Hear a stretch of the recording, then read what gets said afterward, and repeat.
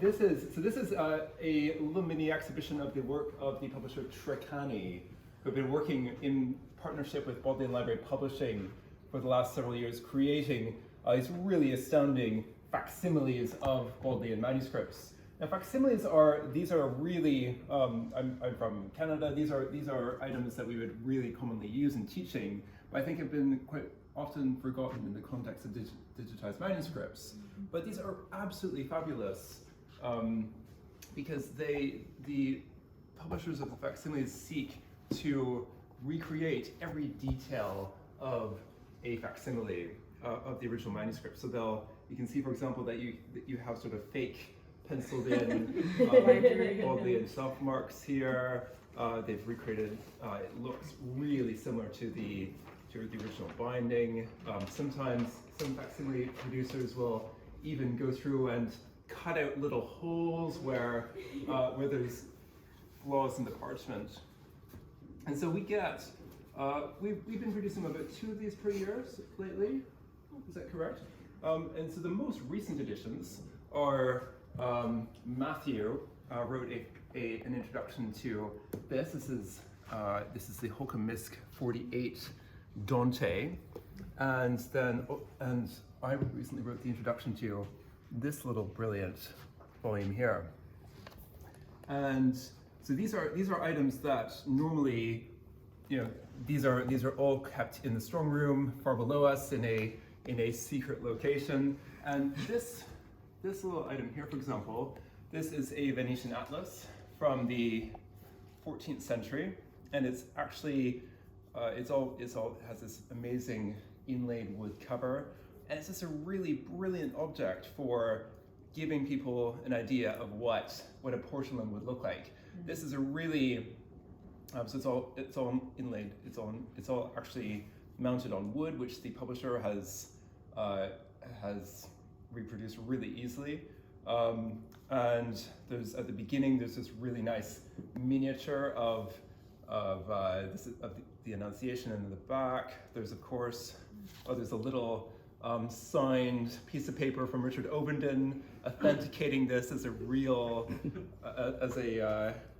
facsimile. And then we have Saint Mark here, who's of course the patron saint of Venice, and here we have Saint Paul with his sword, who's of course shipwrecked multiple times and is often taken as the patron of sailors.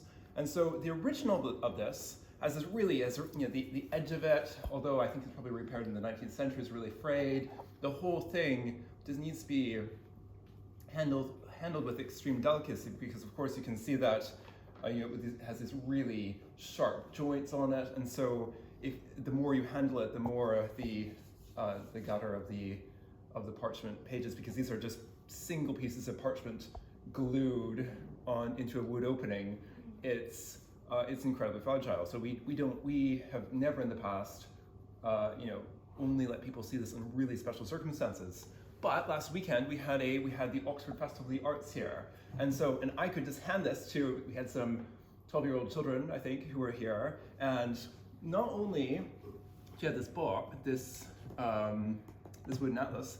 If someone wants to perhaps pull this off the table here, that is the box that goes with this book, and this is an incredibly rare survival. So this was imaged on, if anyone knows the Cabinet website, there's a nice 3D rendering of it. But I can now just hand this to Nicole, who will say, "Ooh, I wonder how this goes together." And we can't actually put the original of that atlas in the box to even if we want to show how it works, but now that we have this facsimile, this can be, you can see that they've recreated, they have a leather worker who recreated the entire thing. That's very nice. There's spaces on the sides for a compass and divider. It's just a really great little object that is now available to all of you to use in your educational activities. So there's a copy, there will be a copy of that on the open shelves in the reading room. There will also be a copy in the at Swindon that you can actually call up to any Bodleian library.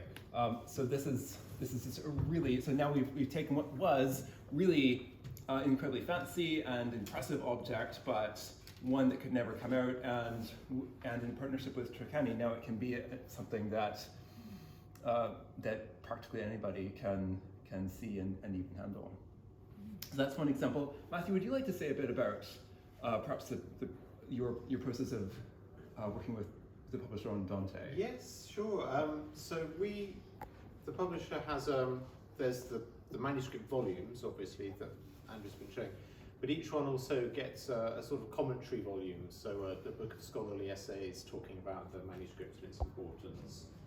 And we usually contribute a sort of short preface to that, where we talk about the history of the manuscript. So that's something that the sort of specialists don't usually get into. They're interested in the sort of script and the decoration and so on. They don't tell the story of how it came to the Bodleian, and so we generally do that.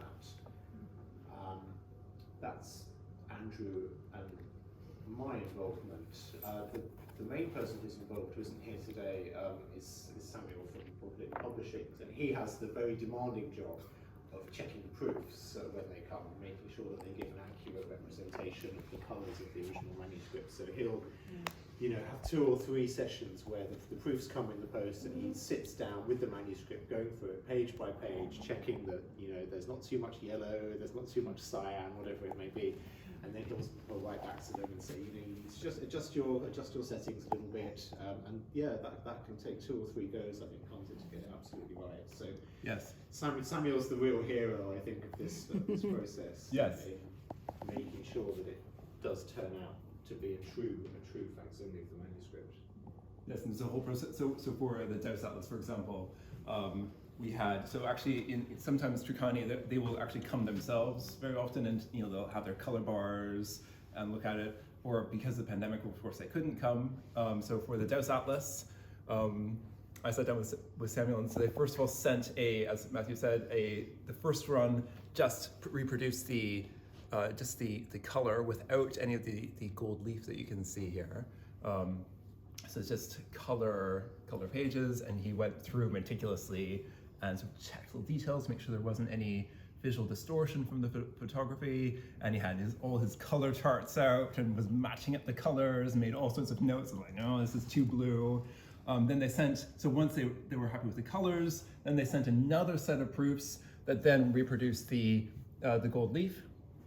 And then they had also bound up the whole thing, they had mocked up the whole thing into something that looked like the original. And so in that case, we looked at it and realized, this looks a bit, there's something about this that didn't look right. We realized in that case that they had this panel in the back, they had it upside down. And so we caught that. Or on the box, so we compared it with the original. And they'd flipped, there's a set of inscriptions on that lid, and they had flipped 2 of the inscriptions. So that's the level of precision that's actually going into these facsimiles. I love the results, and so do take a look through them. You have a question? What kind of